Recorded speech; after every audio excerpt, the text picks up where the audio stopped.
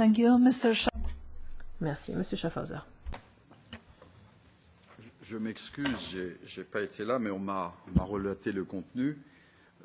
Moi, je voudrais faire un plaidoyer pour la politique de M. Trump. Moi, je la trouve très transparente et très claire, contrairement à tous les commentaires qui en sont faits. Premièrement, le principe de la responsabilité des intérêts américains. C'est une politique traditionnelle dans la diplomatie internationale. Chaque État défend ses intérêts de manière responsable et construit des alliances autour de ses intérêts.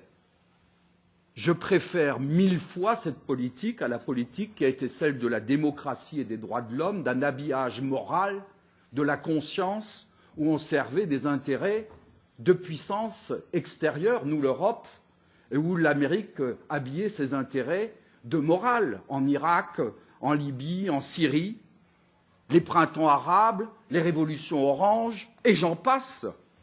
L'alliance entre les sunnites et les monarchies du Golfe, alors que là, nous avons une politique claire qui défend ses intérêts dans une perspective équilibrée en cherchant les partenaires. Mais c'est formidable, voilà qu'on retrouve une véritable politique qui ne met pas à feu et à sang le reste du monde. Maintenant, évidemment, cela veut dire également que nous assumons nos responsabilités au niveau européen. On a souligné les responsabilités de la France.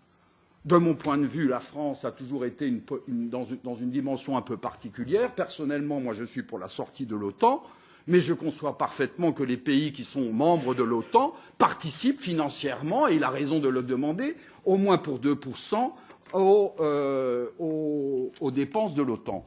Je rappelle, c'est un ministre de l'économie chez nous qui l'a fait, que si l'Allemagne avait dépensé les mêmes dépenses militaires que la France durant les dernières années, après-guerre, mais je conçois parfaitement qu'elle ne l'ait pas fait, l'endettement de la France serait équivalent à celui de l'Allemagne.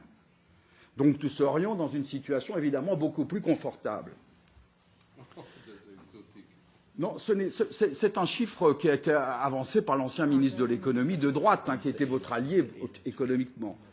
Bon, maintenant, moi je trouve que ce qu'il faut faire, c'est construire avec les membres de sécurité des Nations Unies, et c'est bien ce que fait l'administration Trump. C'est pour ça que je dis qu'elle est totalement transparente, cette politique, avec les membres permanents des Nations Unies, un équilibre mondial et une force de capacité d'intervenir contre le terrorisme. Vous ne voulez pas voir, vous les anciens de l'administration Clinton, cette rigueur, cette honnêteté, ce nouveau deal américain, parce que vous êtes pris dans l'idéologie. Mais moi qui suis tout à fait ouvert, qui ne suis pas anti-américain, qui était l'allié des États-Unis quand il fallait se battre contre le communisme, moi je trouve ça très bien. Je trouve ça très bien. Je dis que c'est une chance pour l'Europe. Et si nous loupons cette chance, c'est très grave. Je vous remercie.